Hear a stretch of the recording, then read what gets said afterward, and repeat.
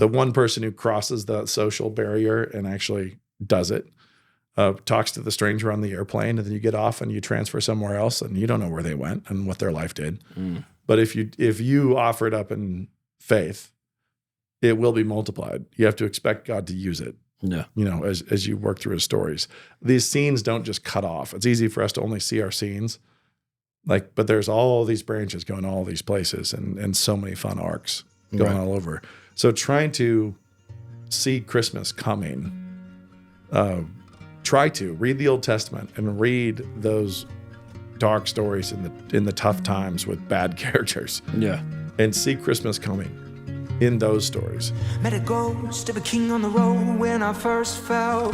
Fire burning to my knees I fell. Met a ghost of a king on the road. Okay, what are we talking about, Brian? Couple questions first, and then we can either do discussing the story of Gideon. It's become a Christmas tradition to dive deeper on a Bible story, or we can talk about music and songs. Okay, let's go to the first one. All right, nice. But first, the questions. Here from a fan of ours, wanted to say thank you. Apparently, I've listened to your podcast this year a total of 11,088 minutes. Oof. He says, I apologize. He qualifies. He says, I drive a lot and I really enjoy listening to the SASF pod. So even he says, I still apologize. This may sound gratuitous, but it's really not. Anyways, he also... We have our champion, for This sure. is the real reason I'm reading your comment, Robertson. Thank you. He sent money to our coffee fund. Yes. But he's not sure it's the right one. Why are we not drinking coffee right now? I know. I should have done that. I forgot to check. Anyways, he wants to know if we got it or if we sent it to a stranger. So we'll find out next time. Let me check my phone. I don't know. I think that I have I think I have access to my phone. But he goes on even more to say, Good. I was not raised a reader. I was raised to hate reading because I thought it was a punishment. But you, Nate, have helped him pick up reading more, which means that he has purchased your books and is reading them aloud to his wife and has them on Audible. So, nice. Just a well-rounded. I thought after we went so hard after the sweetness of Christmas, the saccharine aspect of Christmas last time, and we Advent, did do a little bit of that. we thought it was time to add a little saccharin of our own. So I don't know. Maybe this is our saccharin. Okay, 11,000 minutes. We're gonna add some Splenda. Yeah, well, I think the audio. I think that's devotion. I don't know. I can't find the Stories of Soul Food Venmo is gonna load shortly. I'll find out. But thanks for trying. I'll find out. Yeah. We appreciate the coffee. 11,000 minutes is significant. I didn't know we'd done it. Yeah, just in a year too. That's really cranking. Yeah, I didn't know we'd done that many minutes ourselves. There might be some repeats in there. Some episodes worth. Okay, because we're at 100 and something. Right. And it's around. We average what? 45 minutes an hour. Yeah, I think so. Yeah. So, okay, we're getting up there. Yeah, we're getting up there. Finally. Our ultimate goal is 1 million minutes. Yeah. All right. Question from someone who watched Spirited Away because of us. So from Chrissy, she says, I'm in the Sheologians book club. We're reading Perelandra. Mm-hmm. I've read the Ransom trilogy before and never thought it could be adapted into movie form. But now that I've watched the craziness that's Spirited Away, I keep thinking it would be perfect as a Miyazaki art style. And I also, one of my favorite things is to bug you about what would you do if you were to turn this into a movie. And I'm wondering also, could Perelandra be a movie? Yeah, it could. It'd be really difficult, but it could. That's what I was wondering. I mean, I was obviously... The two things that would make it the most difficult are what things do you think, Brian? Well, it's so incredibly limited. I think the fact that they're naked. Yeah, right? the nudity. Nudity works on the page. The nudity is big issue. And becomes not okay on the screen. The confinement is actually a great thing, production-wise. But okay, strikeout. I'm 1 for 2. But the nudity is pretty up there. The other thing is being green. Oh, right. Because it's easy to say that and then kind of move on, and people kind of forget. Don't fully keep them Kelly green, But it's not to say they're Kelly green, but it'd be really difficult to find the right shade of green for the skin and have it work. Did Gawain kind of do it right though? I'm thinking of the latest adaptation where there's just a slight green night. Yeah, it'd need to be a tint of green. It'd be a tinge. Yeah. A tinge. The problem is with the tinge, it does look like you're rotting. It's it's got this. It's very horror. Yeah, it'd be interesting to try to navigate. It'd have to be a brighter tinge. Right. It actually would need to have a lively, vibrant green to it, but would be tough. The nudity you could work around, but it would get old. Yeah. Just in constant terms of like headshots, constant back shots. Well, I'd say with bushes. constant, highly choreographed bushes and things, and would be difficult.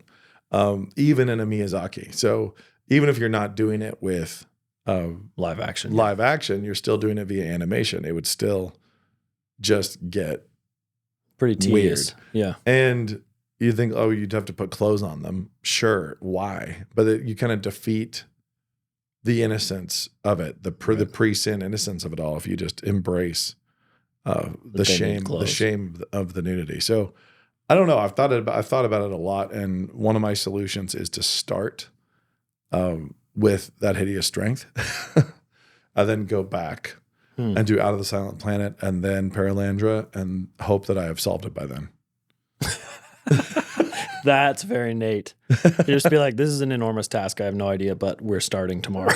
So we're gonna do it, and I will figure it out. And we will have solved this by the time we get there. Yeah, because I guess it becomes, at that point, if you put clothes on them, it becomes a morality play of sorts. Yeah. And you're several layers removed from what I would expect the book 1 and 3 to be, which would be much more realistic, or much more of just a straightforward adventure drama piece.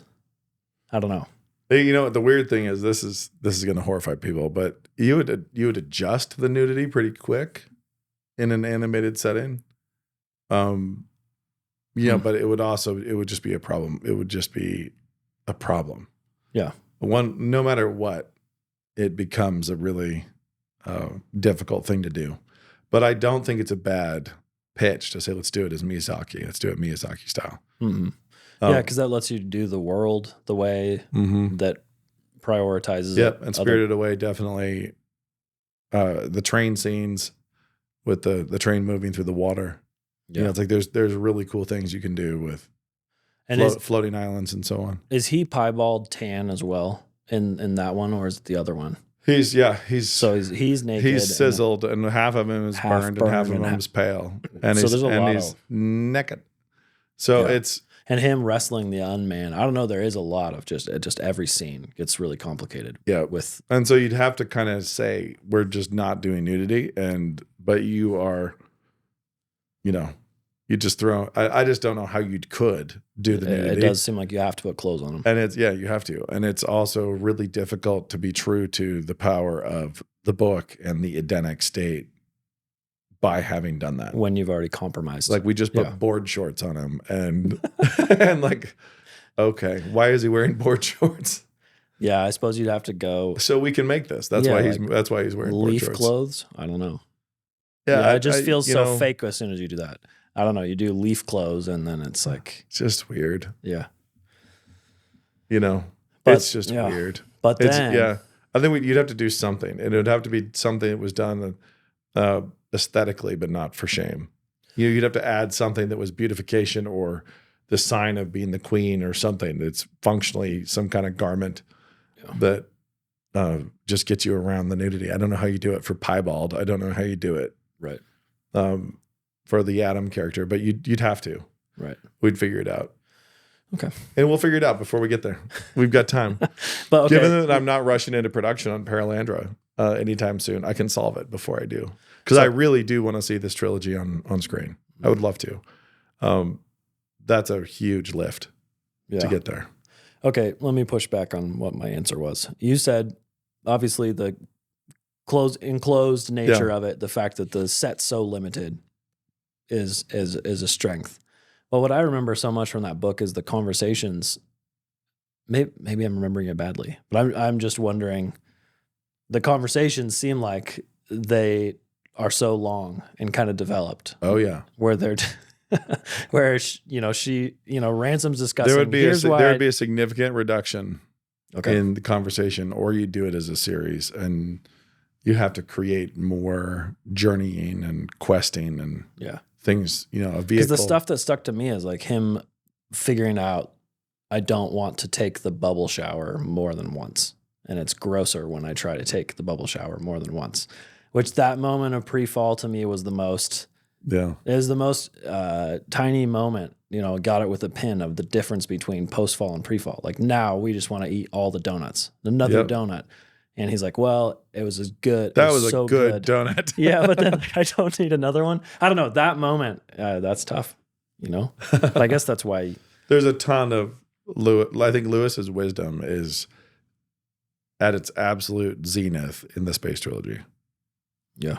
So it'd be horrifying to find, the frogs maimed, all that stuff seems like it would transfer great to the film. And like the fear of another person arriving on the island. Yeah. That's super exciting. Yeah. But you can see why I would save Perelandra for last. Yeah. It would need you also at the zenith, I think. Exactly. I mean, that hideous strength would be really difficult. Right. But Perelandra would be next level hard. Yeah. Would you stick? Would you take him? Would you stick to it? Where I'm still pushing you on Perelandra. Would you go to the underworld and all that? Yeah. And the whole centipede stuff. And I think that I can really see it more easily as like an 8-part series, but getting it into a feature that was willing to hang out in the scope of a Dune. The scope and scale of something like that would be fantastic, but you have so much less to work with in terms of characters. Yeah. So the world build would be vast, and then it would be, sometimes it would be like Criminal UK or In Treatment or these old therapy shows that are really, really talky, but you would be having these really talky things in just wild context, just extremely strange context. Yeah. And keeping the burden going. I think the realization that Ransom has that he has to just kill the unman, stop arguing. Stop arguing. I think that would come much earlier because when you want to get the viewer right to a place where they're just frustrated. Like, why is he still just talking to this dude? Why is he just arguing and just bouncing, logic points off of his head? Just kill him, just kill him. You'd get the audience there, and then he needs to drop right into that just a split second after the audience has gotten there. And I don't think you could have half of the PhD treatise conversations that happen leading up to that. So right, it's the kind of thing that would be fun to film. I think it'd be fun to film a lot of the longer form conversations and just know that this is going to be behind the scenes for super fans. Like the long form, full conversation dialogue that's run. I see. But that in edit, you're going to be ripping this down. It's going to come way down. I think that'd be fun to try, whether or not it worked. But if any of our listeners have, 60 to 80 million that they want to see thrown at Perelandra, do hit us up at Stories or Soul Food Venmo. Venmo's like, did you mean to include this many zeros? Yeah, just I'm checking again to see if we did it. I don't know. I probably have to update Venmo is the issue. But yeah, just hit us up. Let us know if 60 to 80 million, we'll go make Perelandra first. I'll solve the problems now. Rather than waiting. We'll do it up front. I'll land some distribution either through Angel or MGM. And those would be the front runners. And I can basically guarantee that if we had the budget. So hit us up. Let's go. Just the small matter of $60 million hairs. Small matter of money. Small matter of money. And actually even 10 million, just let us know. Just hit me up at the Stories. I don't remember what the actual Venmo handle is. I actually should have looked at that. Because I should know this too. I haven't checked. We haven't checked. We're bad. It is Stories ASF. There we go. There we go. Stories ASF on Venmo. Just hit us with 10 milli and we'll get this thing made. We can use that equity to debt leverage the rest of the budget. We'll be set. There you go. That's a little master course on how to make Perelandra from scratch. Let's go. And we may or may not partner with Miyazaki. Yes. He's still making movies. No guarantees, but we might call him. Right. He's done with Boy and the Heron. Yep. Okay. I guess one of the things we like to do at the Stories or Soul Food podcast around Christmas time is talk about really bleak stories. Do we? Yeah. We do this? Did you forget that you did the Christmas conspiracy theory a year ago today? That was okay. So if you need a classic Stories or Soul Food experience, go back and find the Christmas conspiracy theory where Nate discussed the brutal slaying of the Levite's concubine. Yeah. And its connection to Jesus. Its connection to the Christmas story. And I'll actually, I think there's, if we're going to do bleak stories, it's not actually bleak stories. It's more of the proof that the light shines no matter what. It's more when my dad says, if God draws straight with crooked lines. Yeah. And it's that Christmas is the whole Bible. Like the whole Bible is Christmas. I think it's all leading there. And one of the things that I talked about over the summer at a conference is that people love to let themselves off the hook. They love to think that this little sin will have no consequences. This little thing won't work. And one of my favorite examples of this is Onan in Scripture. So this is even better than the bleak story. Yeah. So if we think about to whom is Onan owed? To whom does Onan owe an heir? His evil dead brother. Yes, his evil dead brother needs an heir. Why does his evil dead brother need an heir? Because he was so bad that God killed him. Well, God killed him. But like this line, you look at the line, you look at the genealogy. Yeah, so we're in Judah's. Yeah, and you look at the clown. You look at the clowns who were here. These absolute jokers. One guy's been struck dead. His brother is supposed to give his wife an heir. Tamar, who we featured. Tamar. We featured her before as someone who's awesome and worthy. Yeah, but this particular instant, Onan is a random dirtbag. Yeah.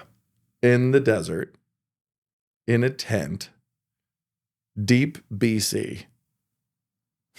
Like deep, thousands of years BC. There's no internet. There's no social media. There's nothing. There's not even movable type. There's no paper.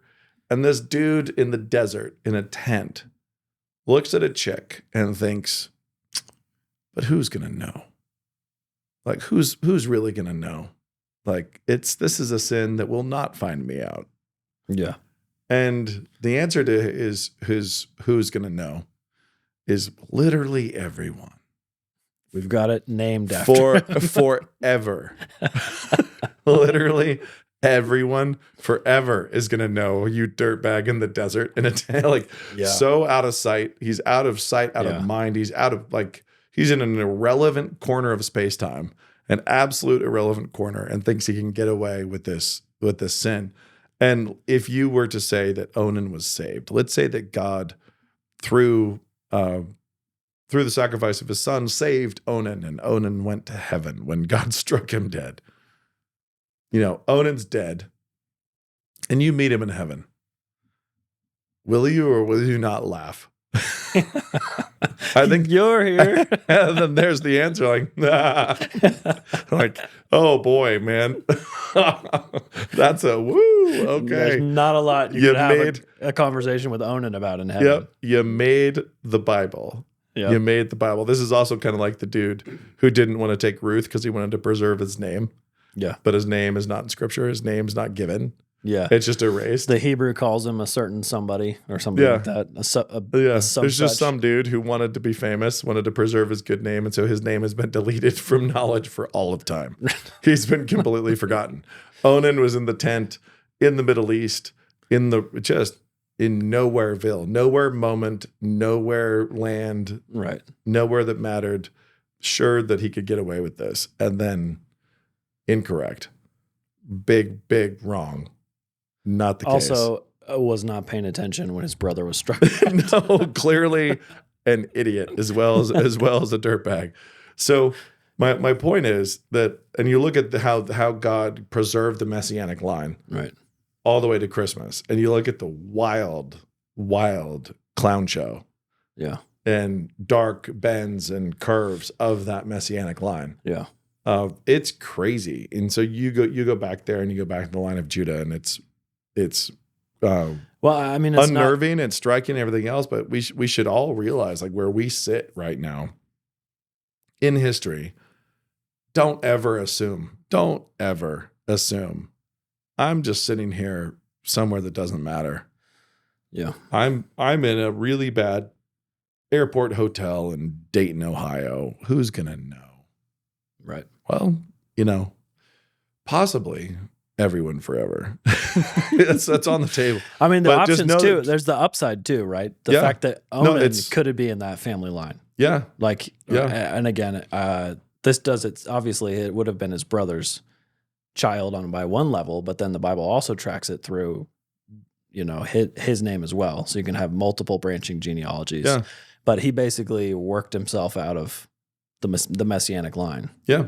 And I talk about this teenage school teacher in Nebraska when she was, 17 or 18, teaching in a one-room schoolhouse. And she had my grandfather there. I talk about this in Death by Living, and he's there and he's missed. He's way behind. Like, he's way behind in school because of sickness and other things. And she took it upon herself while teaching in a one-room schoolhouse to get him multiple years stacked, and catch him up to where you're supposed to be. Because of that, I exist. Yeah. My dad exists. Right. I exist because a teenage girl in a schoolhouse in Nebraska. And so this happens for, you think about accountability of around sin. Don't ever think that sin will just slide. Mm-hmm. It won't slide. It will not. God will use it in the narrative. And he will, just like he'll use faithfulness in the narrative. And so you could be in Nowhereville, absolute Nowhereville. And if you're faithful, God can use that to turn all of history. That faithfulness can end up creating an avalanche of righteousness and goodness, and it can be multiplied like the loaves and fishes through generations. So Yeah. It's amazing how the Christmas story is a great example of this, because you go back through all of Scripture and you find all the threads that all led to here, all the prophecies that all led to this moment, all the pictures, all the people who lived as types of Christ, and the genealogies and everything else. It's phenomenal. Then you in your own life, the number of times all of us almost didn't exist, the number of times in your own history that goes back, generations, that God used evil for good, the number of times that God took little acts of faithfulness and multiplied them, it's beyond counting. We can't possibly get to it. So even people who are in dark stories, they're living in a phase and in some familial history, familial legacy that's really dark, that's really bleak. To start acting out your faith there, then it's to start the fire there, and then is do not underestimate how big that fire can get. Yeah. When this is, sometimes you'll hear a sermon. Normally you get, you can't pick out any one sermon that you've heard. But I was in London, my wife and I, listening to a sermon from some random guy who was like, hey, at some point God reached into your family and started it. And often you ripped that family out of blackness, right? Yeah. It was black before and now it's light. And it is interesting that you can look back and say, hey, yeah, 3 generations ago, this happened in my family and it spread like this. Yeah. But the person back 3 generations didn't have the benefit of that hindsight to make the choice that then ripped their family. They could have done the things that all the other generations did right before it. Yep. And that's Christmas. That is, it really is. And so if I look through personal stories, I look back through, different time, my grandfather on my mom's side promising himself to God if God saved him, and then being saved, and then not remembering that promise. It's sort of it's just kind of walking away from it. Yeah. Weirdly, his daughters then converted. You know, it's like he just didn't go there. You know, so he's like does the classic battlefield, you know, spare me and my life will be yours. And God started taking his whole family out from under him. He was like, my mom converted, you know, it's like her brothers converted. Like it's sort of, and then by the time he was baptized, you know, I was 12, I was at his baptism, you know, it's like, and the debt got paid. And it's kind of weird. So these different moments, these little levers, these wedges that God uses. So it can be a teenage unmarried girl in a schoolhouse when you're teaching, and when you're homeschooling, when you're not even like teaching your own kids, you're in a little classroom and you're ministering to these kids and teaching these kids. You have no idea because you're dealing with snotty noses and you're dealing with Billy's hitting Susie and whatever's going on. But you're investing in these eternal things. You're investing in these little immortals, you know, that God's going to use. And so my grandfather on my dad's side sort of would say that he felt God's call when he was, you know, I want to say like 8 or 10 in an unbelieving family and started going to church by himself. Wow. You know, it's like that's pretty weird. You know, it's like family's not going to church. This kid is they're visiting family in Seattle and he's trekking to church on his own when no one else is going. And then where that went. So like just pretty juvenile, you know, decision. Like I'm going to go worship God or I'm going to go listen to this preaching. And then where that leads on one side.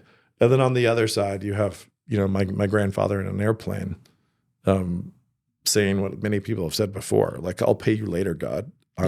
If you say that, big secret here, you're going to pay him later. Yeah. It's going to happen. He's not going to lose track of that debt. He's not going to lose track of the fact that you cried out to him and he's going to come get you for sure. It reminds me of Hannah, Samuel's mom, right? When she says, "Hey, if I have a kid, he's yours." Yep. And every time I read it, I almost expect her not to deliver because it's like as soon as the child's weaned, which is not very old. Not old. And she's like, "No, right now, up, here you go, Eli, and goodbye 2-year-old." Right. or 1 and a bit. And that's that sort of or thing. if they were real hippies. Right. If they're real hippies, we get to 5. Some of the weird. Whenever it is, she gave the kid away. Right. You know, it's the way it works. Yeah. So I mean, Christmas can be this time when people like to tell these cheeseball stories, and some of which are pretty fun. You know, of these little acts of kindness or Christmas miracles effects, or whatever. But as much as we can laugh at a lot of those, it's like, well, it comes from somewhere. This is a thing that God really does love to do. Yeah. And Lewis understood this beautifully. And one of my favorite characters in The Great Divorce is Sarah Smith. And, you know, she's got this big parade in heaven and everybody's like, wow, she must have been something. And she was kind to stray cats. Yeah. You know, it's like she was faithful with what was within her reach. She fed hungry animals, God's creatures, and was nice to children. You know, it's like it's like nothing. Yeah. But given to God, it can just be multiplied and become, you know, massive in people's lives.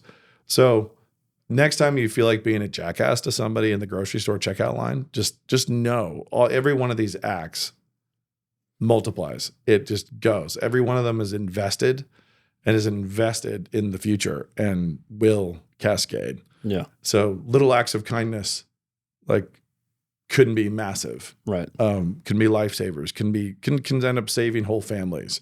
And little acts of nastiness can, you know, really hurt stuff. Really, really derail you. Yeah. And yours significantly. I'm reading Surprised by Joy, and he does such a good job of picking those tiny moments, like where he's like of identifying them. Yeah. Like saying, oh, actually this little moment mattered a ton for me. Yep. And that kind of perspective is something I think you have to work on. You don't, a lot of us just kind of let everything wash over and the memories just kind of flow past. But when you're able to pick and be like, watch what a particular moment does, that's a bit of I think it's wisdom that you can see Lewis exhibit super well. You also have to kind of trust, when you are the agent of something like that, you have to trust that God's telling a great story that you can't see. Yeah. Don't expect to get to see it.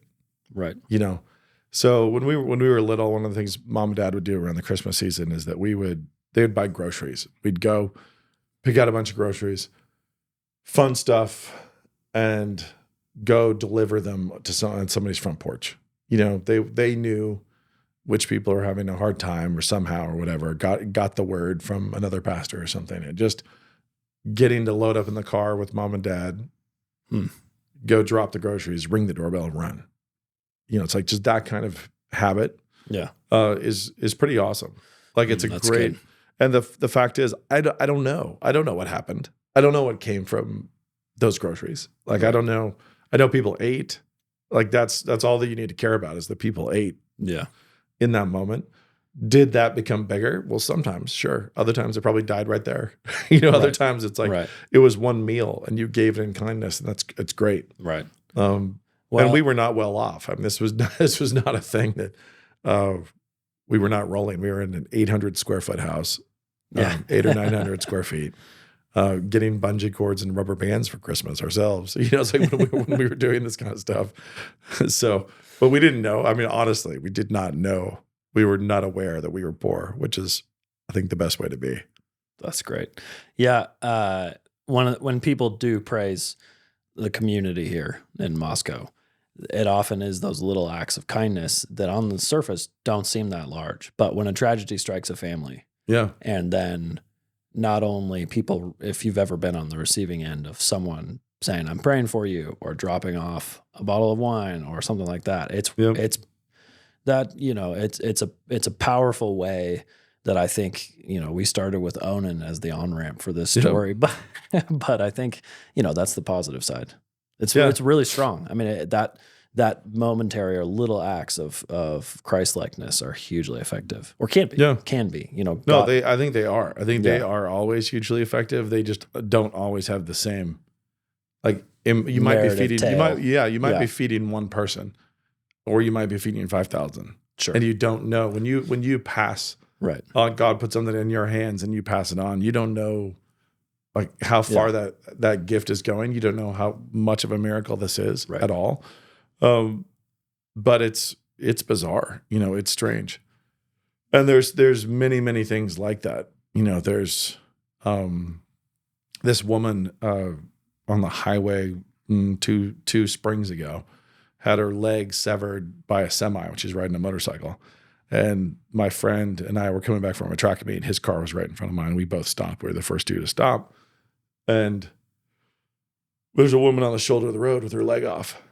It's like this is, and the thing that was one of the things that was interesting is as we were trying to navigate like traffic on the highway and get a tourniquet on and all these things and try to get cops and ambulances and everything else, there were people. There's one guy especially who like barged in on his motorcycle, jumped in, like was pretty insistent that he was going to put the tourniquet on, got this belt cinched on, kind of like got it there, and then just got on his motorcycle and left. Was like, okay, there he goes.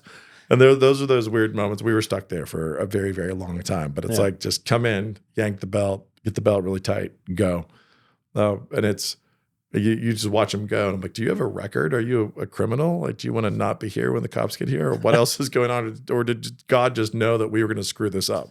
And so it's like, we needed Nate and Joe can, Paula can be praying with her, and Nate and Joe can direct traffic, but we need this dude is going to put the tourniquet on and then he's out. Funny. Those kinds of things are bizarre. There's a lot of them too. My same grandfather who promised himself to God if he was saved in combat, had a bomb, broken leg, really messed up leg, should have lost it.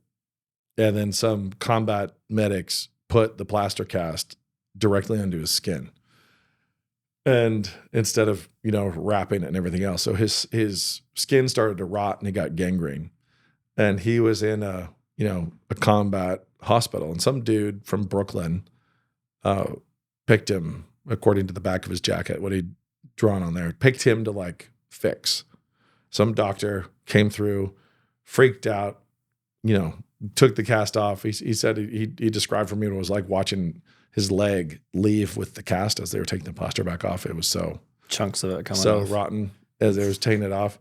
and then just aggressively tried to save his leg. He's like, should have taken it off then and saved his leg. You know, it's like, was able to do this. And then he tried to track this guy down forever. Couldn't find any military record of this guy. Like just ever. Wanted to, and the guy would play cards with him and come by and do all this stuff and personally took care of his leg. But it really bothered him. Like it was this thing that kind of rankled. He really wanted to find this guy and thank him and connect after the war. And it was like, no, the War Office couldn't help him and nobody could help him. And he knew his name. He knew his like hometown. Couldn't ever find the guy, which is bizarre. Never. And those things, so either he's a real dude, right? Or we get all charismatic and talk about angels, but he's a real guy and never knew. Like forgot that completely, went on and went through the war doing that for a ton of people. Yeah. You know, and just never knew what a big deal it was in one family line. You know, it's like that kind of operation is huge. This happens with pastors. This happens with friends. This happens with college kids, you know, where that one person who senses something's wrong, something's off and asks the question, like, are you okay? Like, what do you need? Just the one person who crosses the social barrier and actually does it, talks to the stranger on the airplane, and then you get off and you transfer somewhere else and you don't know where they went and what their life did. But if you offer it up in faith, it will be multiplied. You have to expect God to use it. Yeah. You know, as you work through his stories. These scenes don't just cut off. It's easy for us to only see our scenes. Like, but there's all these branches going all these places and so many fun arcs going all over. So trying to see Christmas coming, try to read the Old Testament and read those dark stories in the tough times with bad characters. Yeah. And see Christmas coming in those stories. It'll make it much easier now too. Like it's not, these times aren't actually especially bleak in history. They're pretty bad. But this is why history is so helpful and the Old Testament is so helpful too. It's like, there's nothing new under the sun. We've been here before. Like people have been here before. And it always breaks down. The darkness always loses. Yeah. Over and over and over again, it loses. Yeah. Get the storytelling glasses on so you can see it. And don't miss it when it's shown to you. That's what I've noticed. Like, oh, you missed the moment of where God was highlighting this neat little Christmas story. And just read the stories of Samson and try to see Christmas coming in those stories. Yeah. It's there. It's there. Hannah and Samuel, Christmas is coming. David, Christmas is coming. It's coming in all of these things, in the Exodus and everything else. In Onan, in the tent, misbehaving, Christmas is still coming. Yeah. And while all of history is on the line when Onan is misbehaving, all of history is. Yeah. Because the Messiah needs to continue. The Messianic line got to get closer. It's got to continue. And see it and get good at that kind of stuff and picture it too. Don't just stare at the words and try to find a Sunday school meaning. When you read the story of Samson, picture it. Like try to see it, because some of the details are clear and some of them aren't. So when Moses is holding his hands up, you know, and has to have his arms propped up, right? Yeah. Like we're cruciform. Like he's cruciform up on a hill. When Samson kills more Philistines in his death than in his entire life, he's cruciform. His hands are out on pillars on both sides. These are not accidents. Like just look at it, read it, picture it, and look for Christmas, especially right now. Look for Christmas in all of it, because it is there. It's all there. Hallmark should make like the story of Ruth for Christmas, the story of Tamar for Christmas. It sounds like a Hallmark movie, don't you think? It doesn't fit the plot. It doesn't fit the plot. And the thing that's bad and good about, like, there are plenty of little sweet pockets and chocolate chips that God throws into reality, but we love to try to just focus on them and just get into that. And so these wildly sentimental, manipulative little stories are, poison. They're dangerous for sure. Actually, I think I take it back. Ruth does fit the plot. It's just her. Yeah. Okay. I know what you meant. I knew what you meant. Yeah. I knew what you meant. And it It's definitely. just, he's a little older It doesn't than I think fit, Hallmark would like. It doesn't fit tonally. It doesn't fit. The approach isn't very Hallmarky. Yeah, but the woman who has a tragedy in her family and moves to the small town and then meets the guy but doesn't like him kind of fits. Maybe we could do this. Yeah. Yeah, perfect. Yeah. So read all those Christmas. Read all those old stories and look for Christmas. Look for it. Look for it in your own family stories too.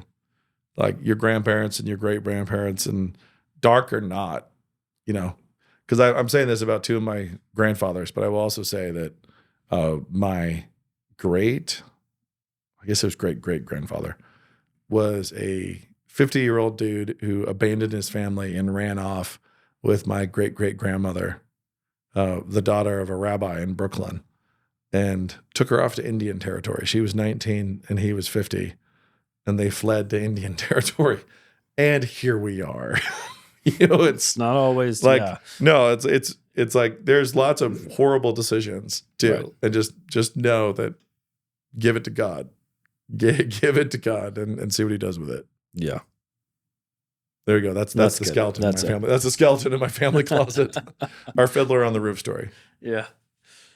All right, I got two things for you. The second thing is that I'm going to show you our new Canon Plus video right after I get out of the way. If you're on audio, then you can listen to the script or view it on our YouTube. And then the first thing is that now through the end of December, you can get a year of Canon Plus and gift it to a friend or an enemy or a family member or both for $59.99 instead of paying $95.88, which is more. You can do that by going to canonpress.com and clicking on the Gift Canon Plus button. But you got to go now, or actually right after you watch this video. Enjoy. Hey, Christian Dad. Are you paying a monthly fee to let Hollywood producers pump their septic tanks directly into your living room? Even worse, directly into your imagination and the imaginations of your children. How much darkness streams into your home every day, every week? Have you gotten too used to turning your mind off when you put your feet up? Have you invited your own enemies into your home? How much damage has already been done to you and to your family? My heart says that the way I feel most myself is to go by the name Fred. That's because I'm non-binary. Canon Plus is building a global platform with one simple goal: to create and deliver great content that will help Christian families grow stronger and more dangerous in the world. Content that will kick your brain's butt and help you bear down and step up. Content that will encourage, equip, educate, challenge, and inspire your family. Content built on the bedrock of real truth, real goodness, not fake trendy virtues. How dare you! And real, lasting beauty. Your family might already be struggling. Maybe the man of the house has been sipping too much Bud Light Gospel in the basement for too long. It's day 6 of girlhood! But it's not too late. With thousands of audiobooks, podcasts, truth-telling documentaries, and curriculum for all ages, Canon Plus wants to help you grow stronger, together with your family. There might be enemies at the gates, but there's a feast on the table to strengthen you for the fight. We want the resources we produce to help you do the real work of cultural change, becoming a lighthouse in your own community, armed with courageous joy and a faith that burns hot and bright, especially when the world would rather keep you on a cute little dimmer switch. We don't have to wallow in the world's filth. Moonlight, Best Picture. You are gay. We don't need to let our strength atrophy like numbed victims of some ungodly matrix, leaving our families unprotected and vulnerable. It's time for Christian fathers to stop being such cultural cuckolds, well-behaved Wonder Bread winners sitting by and paying for the world to assault their families with lies. Let's get strong and grow our families strong. Let's raise our kids to be the world's worst nightmares. Smart, secure, fearless, joyful, difficult to control, and quick to laugh at lies and nonsense. We're pushing back against the rising tide of sewage on our screens. We're pumping out antidotes to the world's poisons. But we can't do it alone. We need allies. You need allies. So consider this your invitation to join up and make things a little awkward for all our weaker brethren in church leadership. It's not that we're against anything. Who so badly want to be worldly cool kids. Help us build a streaming platform unlike any other. A platform that will challenge and strengthen Christians, mind, body, and soul, until this cultural tide begins to turn. She's dreaming about becoming the leader she knows she can be. And yes, this tide will turn. This ain't the Alamo. We're all gonna die, but we have no intention of losing.